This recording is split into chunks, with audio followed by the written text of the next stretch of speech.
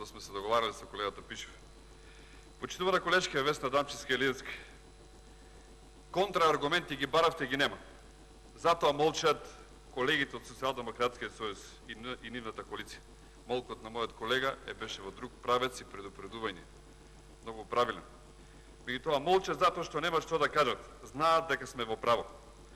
Но да се молчи за антимакедонскиот договор со Бугарија, да се молчи за законот за јазници, да се молчи за задлужувањето на граѓаните што секојдневно го имаме, да се молчи за стратегијата за бегалци, не можам да ги разберам, е многу различно, а да не сака да се разговари, да се молчи и за пожарите, за поплавите, депониите, неоткупените земјоделски производи, уништувањето на сите пчели во Штипско, стварно не можам да ги разберам.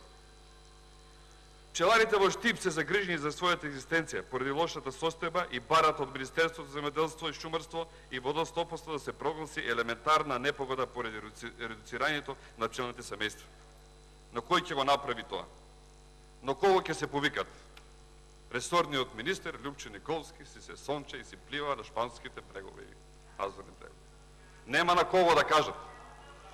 Молчат од една страна колегите пратеници, министерството разбегано, отидено на сите страни, нема на кого да се пожелат.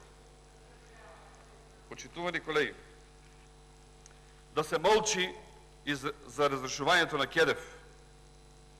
Барам одговор неколку месеци. Срамотно.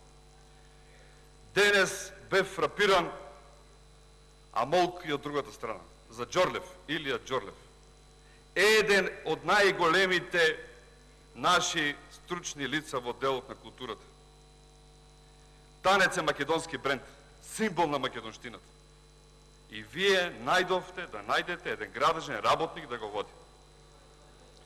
Не ме изненадува податокот тоа што го направивте, бидејќи пред некое време е назначен и Љупчо Каров Цацко, Бубо, од Кавадарци. Јас не знае, го почитувам човекот, жал ми е што вака ќе мора да го спомне, советник за култура. Не се знаеме лично, го слушав така како скечови. Меѓутоа човекот да ти има завршено средно земјоделско шумарство. И не е страшно, луѓе. Меѓутоа зошто не го искористија Бубо Цацко, доди да ги гаси пожарите, стручен е за шуми? Зошто го пратија во Министерството за култура? Тука ви е грешката.